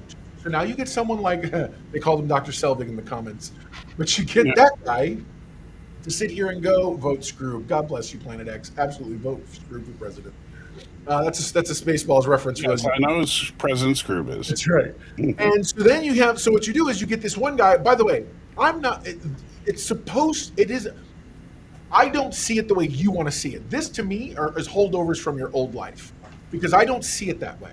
What I see it is storytelling should push questions. I have no problem with that. Now, not all of it. I think I think when you're doing the big episodic movies, those need to stick to the Star Wars template. Evil is evil, good is good. It is dark and light. That should always be the structure of the movies. That's how they were built. That's how they should stay. Now, if you're going to bring them out of that, now you have something along the lines like an Andor. I'm okay with asking the question and making us look internally and go, well, shoot, was the Empire good or bad? No, the Empire was bad. But then if everyone was being lazy, was there motivation for killing people? Do we stick to a moral high ground? Is there? Because now you get into questions like with them when the movie that just came out that was the based on Winston Churchill stuff, the Ministry of Ungentlemanly Warfare. Asking the question, we now have to. Is there ever a time that it's okay to cross the lines of our own moral code in order to fight objectively against another type of thing? Because they're not the Empire's not following those rules. To me, the propaganda that everyone was better is just that. It's propaganda. But the problem is that when we see and where like with that particular character that I'm talking about, yeah, what everything he said, if you go back and you look at the various shows and stuff that take place in different eras of Star Wars, he's right. If you look at the world of the of Star Wars prior to the original trilogy, technology was at an all-time high, because if you actually look at the prequels, technology is probably at its best there. yes, Lifestyle, people living for the most part, I mean, and granted, like if you look at the mainline movies in Phantom Menace, yes, Tatooine was still looked like Tatooine, but Tatooine was outside of the influence of the Republic, right? And likewise, the Empire, it's controlled by the Hutts. And same thing with Andor's home planet. They're just on the outer fringes of things, so they're not actually getting the benefits of being one of the core worlds of the Empire. But if you look at the worlds that are getting the benefits, right. when you look at planets like Coruscant and stuff, then people are living in the life of luxury while you have the Empire in control. Right. Once the Empire loses control, it seems like the infrastructure falls apart, people start to struggle, that all of a sudden you have kind of all this chaos around everything. And especially when you look at the Mandalorian, the Republic is actively trying to control the situation by sending out the military in the form of squadrons of X-wings and stuff all around to try and keep things. They're basically being a military dictatorship. Over especially in the outer worlds. What happens when placed together versus that. But I hear you. Yeah, but I mean, like Din Djarin, the Mandalorian, was almost shot out of the sky just because he didn't do the equivalent of producing his license and registration. Because he did, and he was in a ship. You're in space. Well, a really large weapon. I hear but you. remember, he was in his ship which is a pre-Empire ship, and according to the law, he didn't need to have a whatever signal going from his ship because it's pre-Empire. And they're like, well, that might have been fine under the Empire, but now under their new republic, you better show us. And he's like, well, I don't have it. And so then they arm their weapons, and they go after him. I think the better allegory to have made would have been to make Star Wars more focused, more to be like World War One. Yeah. Then you have this New Republic era to be, because if you remember, after World War One, we got real harsh. We got super hard, locked them down. That's the only reason why Hitler was able to get back into power, was because he was very much like, listen, they're going to keep holding us down, locking us down. We have to rise up. We have to oversee the. So I feel like the New Republic tried to stranglehold because of how bad it was, Right. and then how horrible things turned. And I think Regardless of the situation, let's just say for 2 seconds, I'm going to entertain all of your arguments from a moment ago. Okay. Not just now, but the ones before. Let's say you are 1,000% right. Everything was better. Everything was peaceful. When pushed, genuine, peaceful, quote unquote governance does not turn to despotism. It doesn't.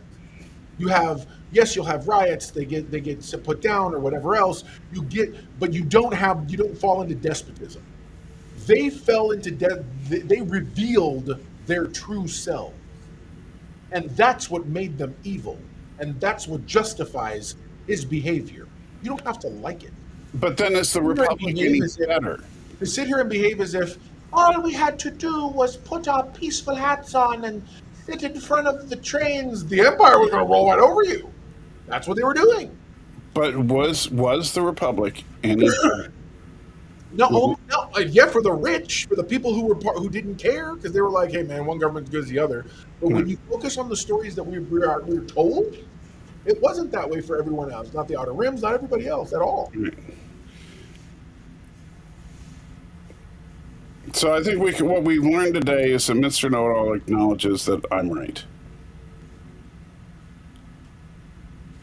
You muted yourself, which is a real shame. You guys have a great. That's right. You unmuted yourself to cough, and then you remuted yourself. So good old. Mr. X says it right. There's very little crime in North Korea. So sure. That might be true. I've never been to North Korea. But you know what's interesting? And I know this is getting a little real world, but I still think it's interesting. Is that we tend to, like, when Americans think about China as a nation, we tend to think of people living under this horrific, oppressive regime. And we do know some horrible things that the Chinese government has done. And I'm not defending the Chinese government in any way, shape, or form, just to be clear here. However, last week, while driving Uber, I had a Chinese national, a young girl, who was getting a ride from like her college dorm to some other place. And by the way, there are more students in the United States from China than any other country, which I do think is interesting. But their education isn't good enough? Well, no, and I talked to her about it. She said that because in China, you basically take an aptitude test, and based on your aptitude test will determine what your major in college is. I've heard that also, yeah. And so she says the only way to take what you want to take is to go to school outside of the country. And so what a lot of families do is they pool their resources to send their child to the United States to get a college education and then come back. And I said, well, that's interesting. I said, now let me, and talking to her, and her English was really good, so it was easy to have a conversation. I said, now, given the choice, you've been in the United States for a couple of years, you're going to be here for another year or so until you get your degree. And then now, if you had the choice, would you stay in America or would you go back to China? And she said, well, and I said, and you could bring your family with you either way. And She said she would absolutely go back home to China. She loves it there. The culture there is really strong. Like the Chinese people have a very strong sense of their culture and all that. And she says, while the government doesn't encourage freedom and all that like the United States government does, people don't realize that it's also true that the government isn't a big part of our lives. And that we're generally living our life the way we would live it, regardless of whether or not the government was telling us to do that or not. And I get that, and I do agree, and I believe that 100%. Yeah. 100%. So, but I do think it creates a different image of, like, we think of Chinese people as these like there's a taskmaster with a whip over them all the time, you know. But then I would ask them, like, what if I would have asked the question, not that you should, I'm saying, but then you sit here and you hear stories about actors or actresses who suddenly magically disappear. Mm-hmm. It usually after, and they come out of a re-education thing because they owed money or owed taxes or owed whatever, and the government sent them to a 30-day re-education program. Right. And they come out emaciated looking, sallow-eyed, and they're like, but it's my own fault. I should have paid my tax. Like, you sit here and you go, oh, okay. But here in the United States, we just call that cancel culture. It's just not done by the government. I feel like that's not. If an actor says or does the wrong thing in the United States, they feel they experience just as strong of a repercussion. It's just not instituted by the government. Yeah, They're blacklisted. I hear you. Real quick, Victor asked a question: how many Emmys should Penguin win? I think it should win All of them. I think it should win all of them. Yeah. He was doing amazing stuff in that regard. So yeah, I mean, right now this year, as far as television shows, which it's weird to me calling a streaming show a TV show, but I know that for some reason that goes into the you can get an Emmy for a streaming show, so whatever. But as far as streaming shows are concerned, or TV in general, Penguin is the best show this year. I agree. I have to agree. Don't get me wrong. I love me some Agatha. I think Agatha's brilliant, but I do think Penguin's doing next level stuff. Yeah. Especially for the material that people would normally discount as being comic booky. Like, that's pretty incredible. Yeah, I'm not saying everything else sucked. I'm just saying, but Penguin is like, way out in front. Nothing else even comes close to it as far as I'm concerned. I gotta agree with you on that one. Yeah. So there you go. You can take that. By the way, I think what you should do, Creep, is have me go on my whole tirade about Andor and stuff, and then just finish it with Mr. Know-It-All saying that he agrees with me. Go for it. See? And he even confirmed that. Go for it. I'm good. Because the only way you're going to actually get that is by misinformation and making stuff up, or as Thomas likes to point out, wall of misinformation, by all means. You mean the wall of truth? No, I think you said it right. Wall of misinformation. Oh, so now you disagree with the triple timeline theory. What are we talking about here now? Well, that's what the wall of misinformation is when Thomas says that. I'm standing in front of you with this uniform on, so I don't know what timeline I'm in anymore. Whatever. I'm like, let's just go. You're in the wrong one. Clearly. Anyway. All right. What else we got going on? I know that we have some new stuff coming up soon on the horizon, which I think will be interesting. Well, we got that Marvel thing where so Marvel has shown a kind of a mini collage of trailers, like a 2-minute video that finished with the Wonder Man trailer, which I know a lot of people will be upset because Wonder Man is as white as they get in the comics, but I don't know. Here's the thing. No offense. Wonder Man's always been lame. I've never cared about him. I wasn't a West Coast Avengers fan. To me, they were always like the second string Avengers, and so likewise, I don't know that I care enough about the character.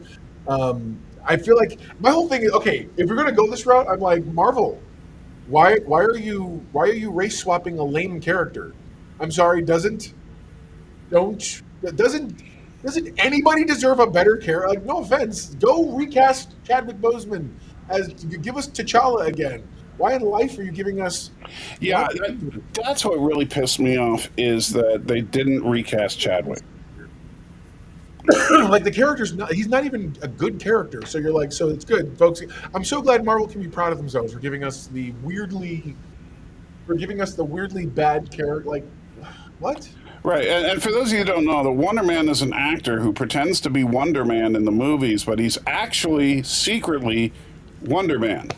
Well, in the comics, he got his Baron Zemo experimented on him and gave him his abilities. Right. And I don't necessarily know how. And he is a heavy hitter when it comes to strength, durability. Like he can throw a fist fight with Thor. Very true. So he's not to be underestimated as far as power level, Right. but yeah, he's always been kind of a lame concept. That literally is a giant W, not just on his chest, but like Charlie Brown style. As Yeah. it's not even. I would be okay with his chest shield, Yeah. but this weird like pattern, and I'm But like, you know what they should do?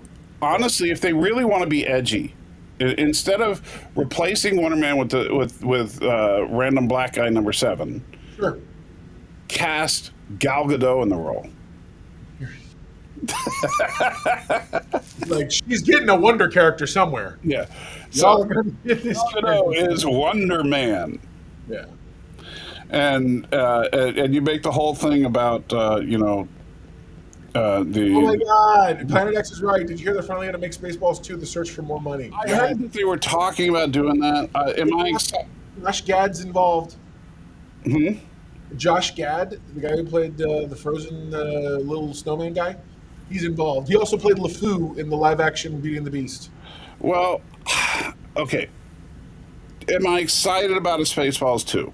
Now, you weren't excited about Spaceballs 1. That's the problem. Yeah, no, I'm not particularly excited about Spaceballs 2 because I thought Spaceballs 1 was not that good a parody.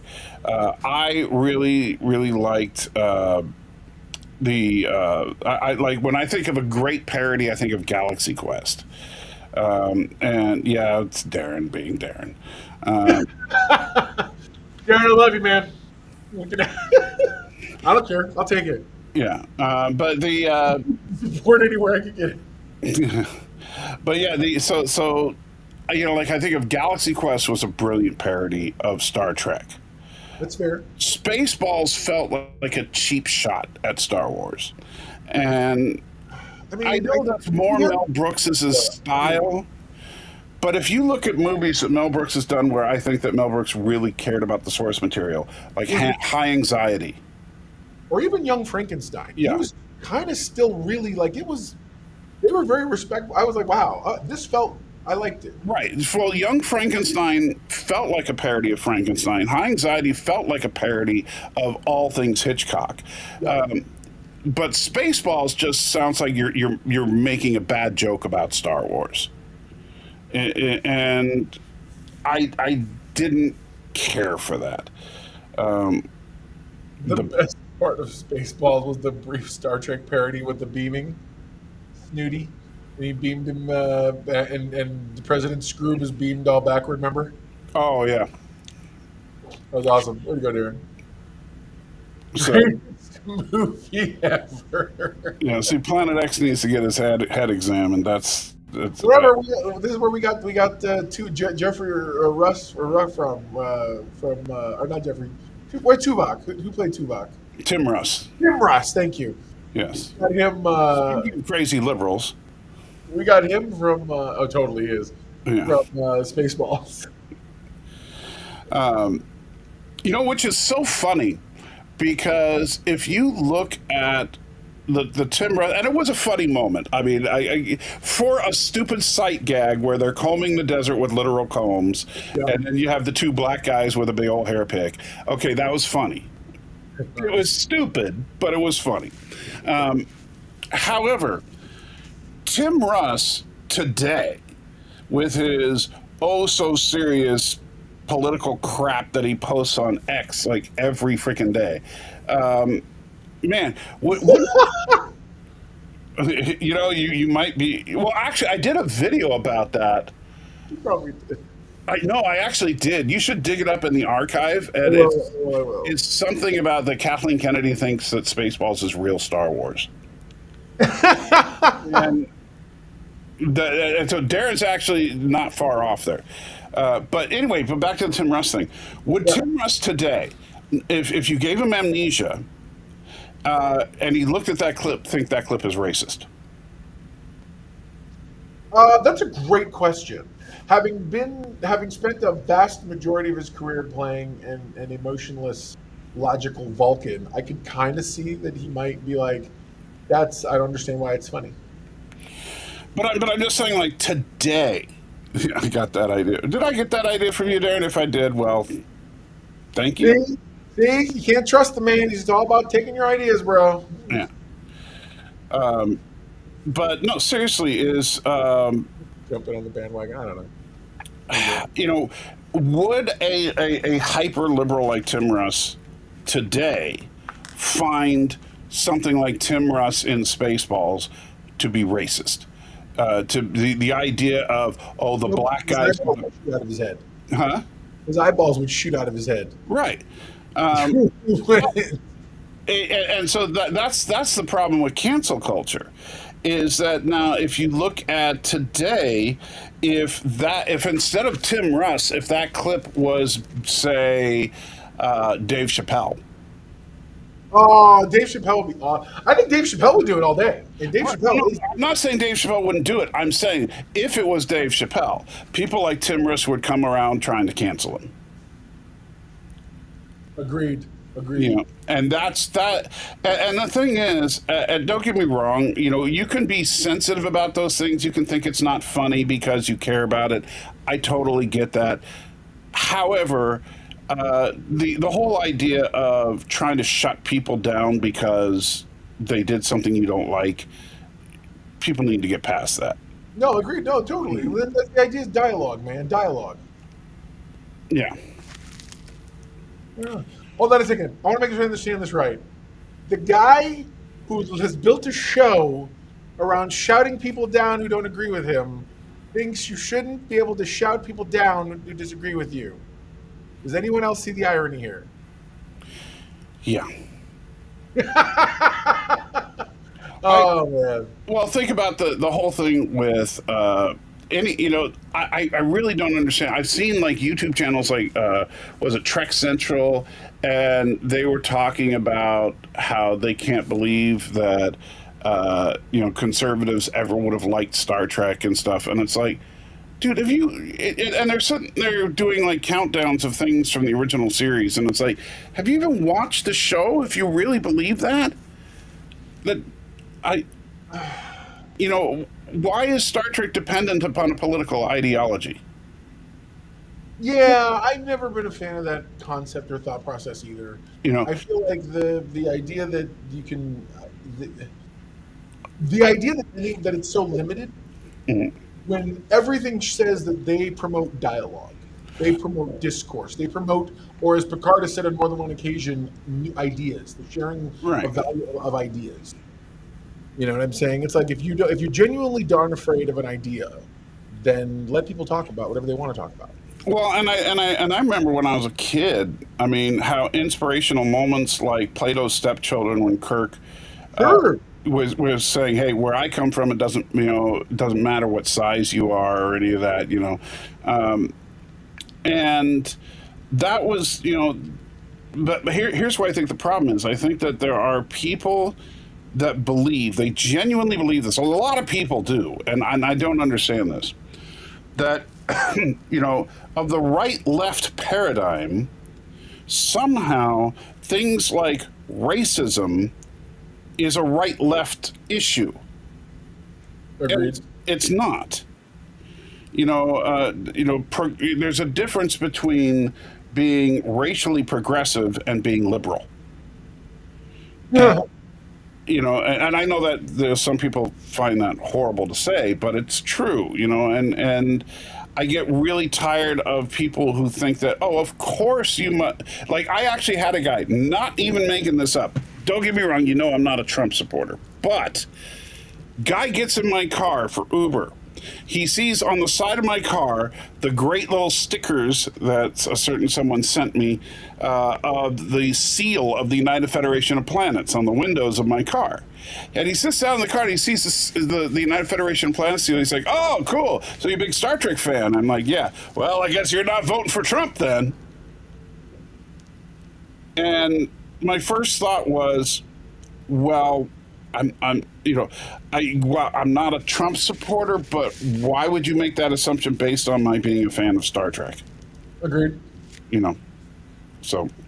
Well, my whole thing is, again, I feel like two people want to sit here and mix their. I don't watch anything for ideology. Nothing. Not a thing. Yes. I really don't. I never watched Star Trek thinking, this fits my ideology perfectly. I watched Star Trek going, wow, the future looks so cool. I swear, that's exactly why I watched it. Same thing with when I was first introduced to the Next Generation, I was like, this is such a cool place. I wish I could live there. Right, and it doesn't matter if you're politically right or politically left, and to me, I'm an anti-ideologist anyway. I don't think that somebody should just say, "I'm going to support this idea because it came from." Well, that's like, okay, so it's real quick, not to dip into the political disruption, because it doesn't matter. I'm not getting into all that. Yeah. Well, I sit here, I posted, Mrs. Know-It-All and I voted yesterday, and it was the last day for Georgia, preliminary voting, whatever, beforehand. So one more Harris vote from Mr. Know-It-All. And I'm sitting here going, but I'm sitting here going, but I posted, hey, I don't care who you vote for. Just go out and vote, exercise your power to have your voice heard, period.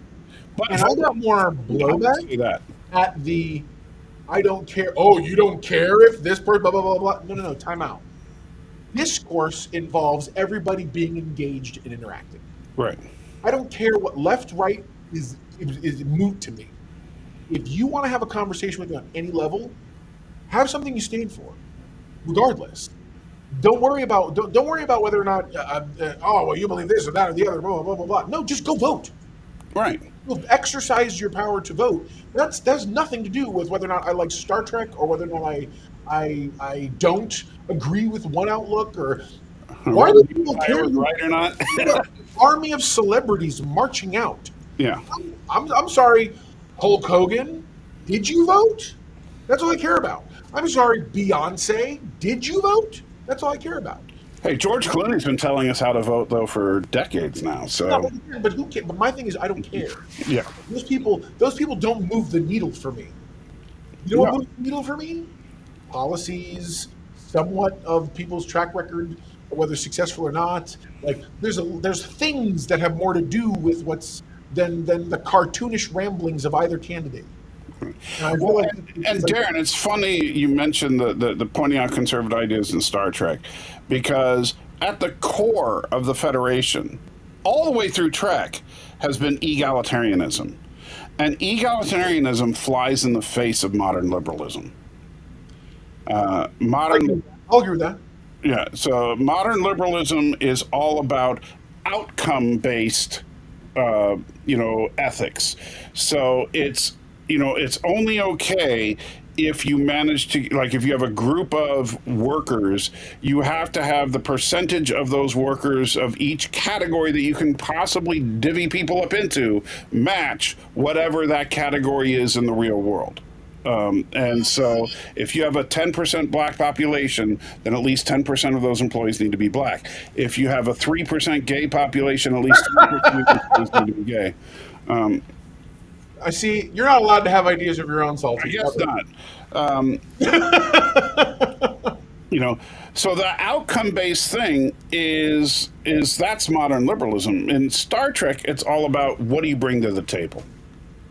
And it has nothing to do with what color you are, what height you are, what your sexual preferences are, what your preferred pronouns are. Any of that crap is irrelevant. What do you bring to the